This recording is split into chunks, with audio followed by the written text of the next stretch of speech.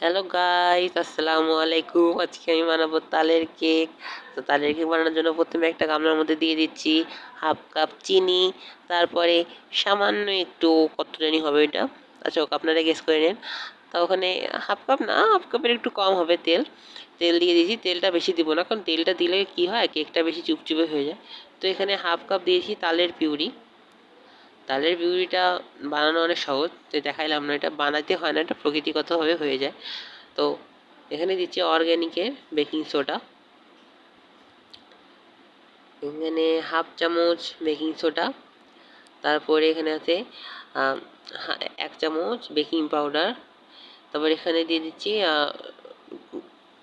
আগে থেকে জাল করে রাখা গরুর দুধ। এটা কিন্তু নর্মাল টেম্পারেচারে, হোম টেম্পারেচারে আসার পরে এটা দিতে হবে। তারপর এখানে দিচ্ছি 1 কাপ ময়দা। তো এই কেকে কোনো ডিম ব্যবহার করা যায় না, আমি ডিম ব্যবহার করিনি, করলে করতে পারেন, কিন্তু ডিম ব্যবহার করলে কি হয়, ডিমের যে আঁশটা গন্ধ থাকে সেটা থেকে যায়। আর ভ্যানিলা এসেন্স যদি দেওয়া হয় এখানে, তাহলে কি হবে, তালের যে একটা স্বাদ, তালের যে একটা সেন্ট, সেটা কিন্তু থাকবে না। তাই এখানে ডিমটা আমি ব্যবহার করিনি। তো এটা আমি মিক্সিং করে নিচ্ছি। তো এটা আমি এখন জাদু করে করে নিব। দেখেন ম্যাজিক। এটা রাইস কুকারের করব আমি। তো রাইস কুকারের যে গামলাটা থাকে তার মধ্যে সামান্য একটু তেল আমি ব্রাশ করে নিয়েছি। তা ওখানে ব্যাটারটা আমি ঢেলে দিচ্ছি।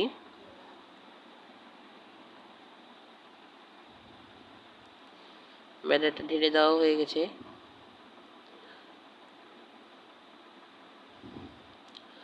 তো এখন আমি এটা একটা কাঠি বা চামচ, যে কোনো কিছু দিয়ে আপনারা এটা ছড়িয়ে ছড়িয়ে ভালো করে ঘুরিয়ে ঘুরিয়ে এটাকে সেট করে দেবেন, যাতে ভিতরে কোনো এয়ার্স বাবল না থাকে। আর সামান্য একটুখানি ট্যাপ করে দিবেন, তাহলেই হয়ে যাবে। সো এটা আমার একটা নতুন পেজ, আর আমার পেজে প্লিজ আমাকে একটু সাপোর্ট করবেন, যাতে আমি এর থেকেও আরও বেশি ভালো কোনো রান্নার ভিডিও বানাতে পারি, যাতে আপনাদের মন ছুঁয়ে যায়। তো এটা হয়ে গেছে। এখন আমি রাইস কুকারে সুইচটা অন করে গামলাটা বসিয়ে দিয়েছি। এখানে দিয়ে দিব, ঢাকনা দিয়ে দিব, আর কুকিং মোডে তুলে দিয়েছি। এই কেকটা হতে 15 থেকে 20 মিনিট লাগবে। তো চলে আসলাম 15 থেকে 20 মিনিট পর। এখানে কেকটা আমার হয়ে গিয়েছে। আমি প্রথমে একবার চেক করে দেখেছিলাম, তখন 15 মিনিট হয়েছিল, 5 মিনিট আবার বেক করতে দিয়েছিলাম। তো এখানে অন্ধকার, ঠিক দেখা যাচ্ছে না, তাও ক্লিয়ার হয়েছে কেকটা, ক্লিয়ার বেরিয়েছে। তো এটা আমি এখন আনমোল্ড করে নিব, মানে আনমোল্ড করার আগে একটু ঠান্ডা করে নিতে হয়, ঠান্ডা করে নিব। ঠান্ডা করা হয়ে গেলে এটা এখন আনমোল্ড করে নিচ্ছি আমি। ওখান থেকে সহজে বেরিয়ে আসে, তেমন চাকু বাটির কোনো দরকার হয় না।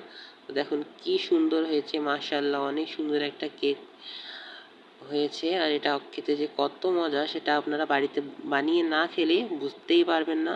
এটা অসম্ভব মজার খেতে। আর দেখুন এত ভালো হয়েছে কেকটা, খেতে কিন্তু বেশ ভালো, বাড়ির সবার অনেক পছন্দ হয়েছে। সো দেখুন কি সুন্দর হয়েছে আমার কেকটা, পারফেক্টলি হয়ে গিয়েছে। সো ভিডিওটা যদি ভালো লাগে তাহলে একটু লাইক করে, আর ভালো মনে করে আমাকে একটা ভালো ভালো কমেন্ট করবেন, সাবস্ক্রাইব করে দিবেন। বাই, আসসালামু আলাইকুম।